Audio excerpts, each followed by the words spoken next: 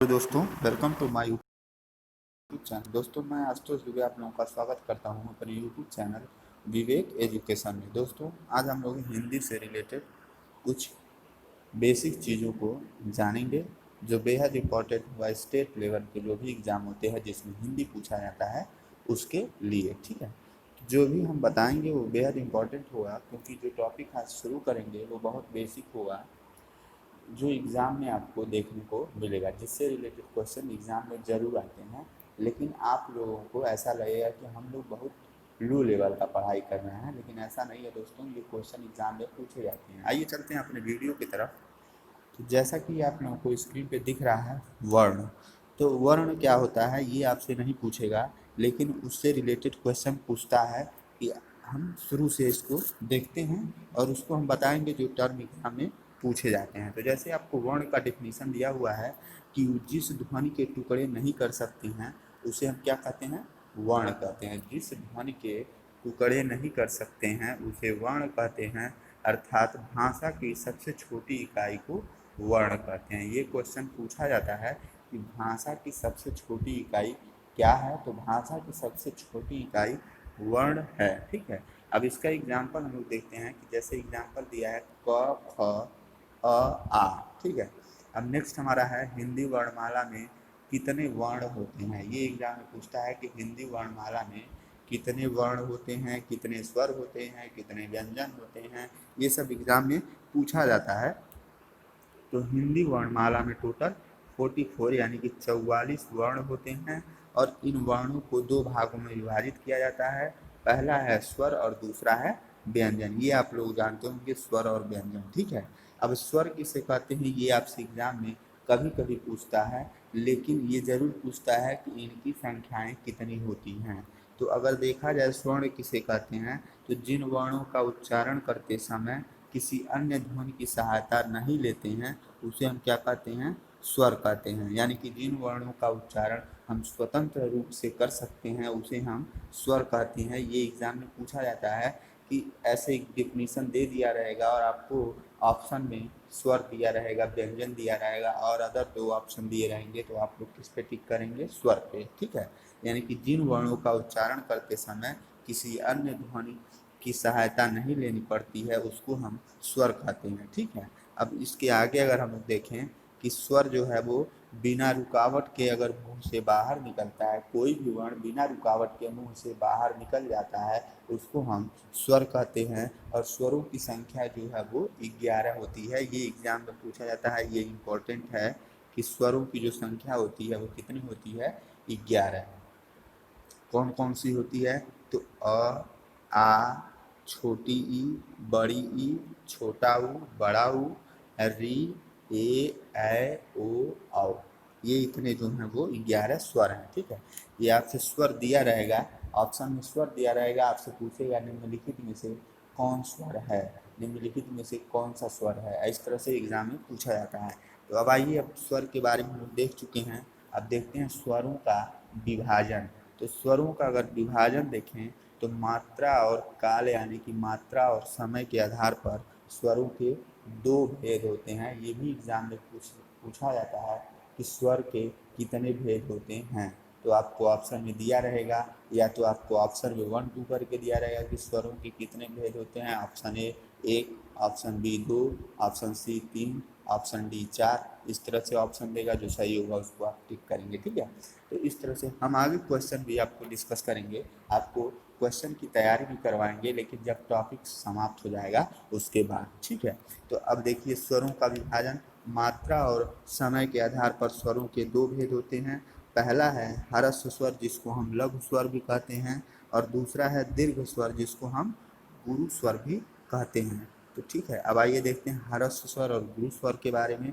तो ह्रस्व स्वर जिसको हम लघु स्वर भी कहते हैं उसको, उसका डेफिनीशन क्या है, उसका परिभाषा क्या है, तो जिन स्वरों का उच्चारण करते समय बोलने में कम समय लगता है उसे हम क्या कहते हैं, ह्रस्व स्वर या लघु स्वर। ठीक है, माने मतलब जिन स्वरों का उच्चारण करते समय बोलने में कम समय लगता है उसे हम, या लघु लघु समय लगता है, लघु समय या कम समय, ठीक है, उसको हम क्या कहते हैं, ह्रस्व स्वर या लघु स्वर कहते हैं। इनकी संख्याएं 4 होती हैं। ये एग्जाम में पूछा जाता है कि ह्रस्व स्वर या लघु स्वर की कितनी संख्याएं होती हैं।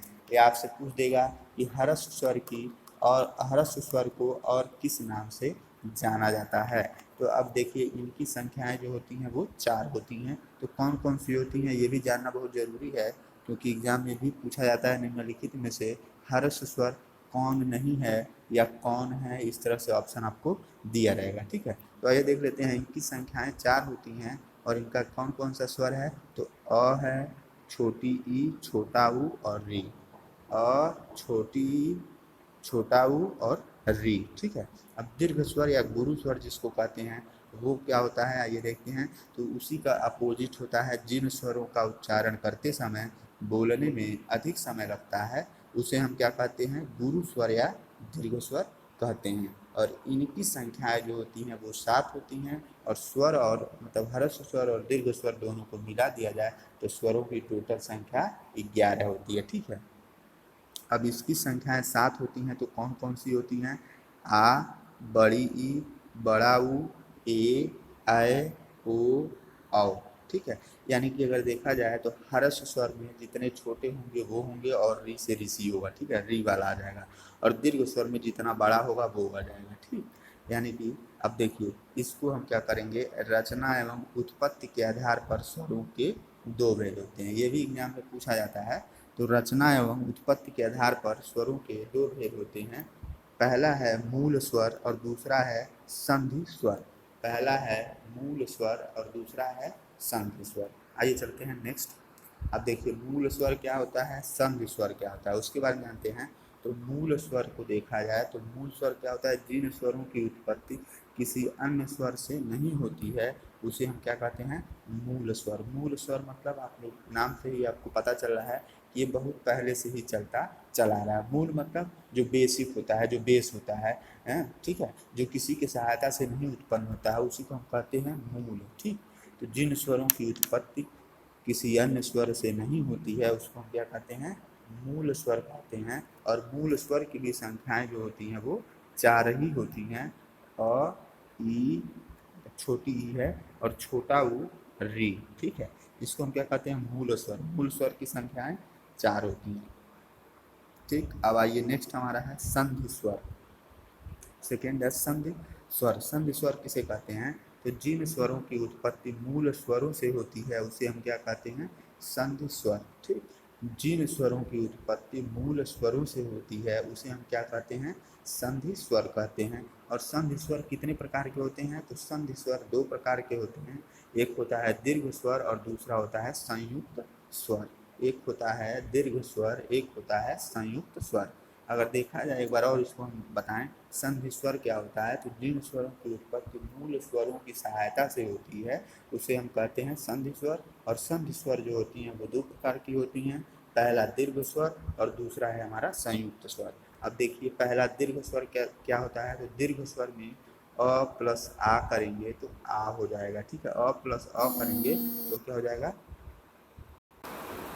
तो हम लोग दीर्घ स्वर के बारे में देख रहे थे। दीर्घ स्वर में क्या क्या आता है, अ प्लस अ करेंगे तो वो आ हो जाएगा, यानी कि अ करेंगे और अ में एक और अ जोड़ देंगे तो ये दोनों मिलके क्या हो जाएगा, आ की मात्रा बन जाएगी। ठीक है, नेक्स्ट हमारा है छोटी ई में छोटी ई जोड़ देंगे तो बड़ी ई हो जाएगा। ठीक है, छोटी ई है और इसमें हम एक और छोटी ई जोड़ देंगे तो वो क्या हो जाएगा, बड़ी ई हो जाएगा। ठीक, नेक्स्ट हमारा क्या है, छोटा ऊ में छोटा ऊ जोड़ेंगे तो बड़ा ऊ हो जाएगा। और दूसरा जो हमारा स्वर है वो क्या है, संयुक्त स्वर। अब संयुक्त स्वर में क्या होता है, संयुक्त स्वर मतलब जैसा कि आप लोग देख रहे हैं, लग रहा है कि संयुक्त स्वर मतलब 2 अलग अलग स्वर होंगे जिनको मिलके एक स्वर बनेगा। ठीक है, तो हम क्या करते हैं, इसको इरेज कर देते हैं। ठीक, अब हम लोग पढ़ेंगे संयुक्त स्वर। तो संयुक्त स्वर में 2 स्वरों के मेल से जो स्वर बनता है उसी को हम कहते हैं संयुक्त स्वर। जैसे पहला हमारा दिया है अ प्लस ई को ए कर देंगे, अ प्लस ई करेंगे तो ए हो जाएगा। ये आप लोगों को जब संधि पढ़ेंगे उसमें ये आप लोग को बहुत सहायता करेगा। ठीक है, अ प्लस अ करेंगे, ए करेंगे तो ए हो जाएगा, और अ प्लस ऊ कर देंगे तो ओ हो जाएगा, और अ प्लस ओ करेंगे तो अ हो जाएगा। यानी कि दोनों मात्राओं को जब जोड़ेंगे तो एक अलग मात्रा हमको मिल जाएगा।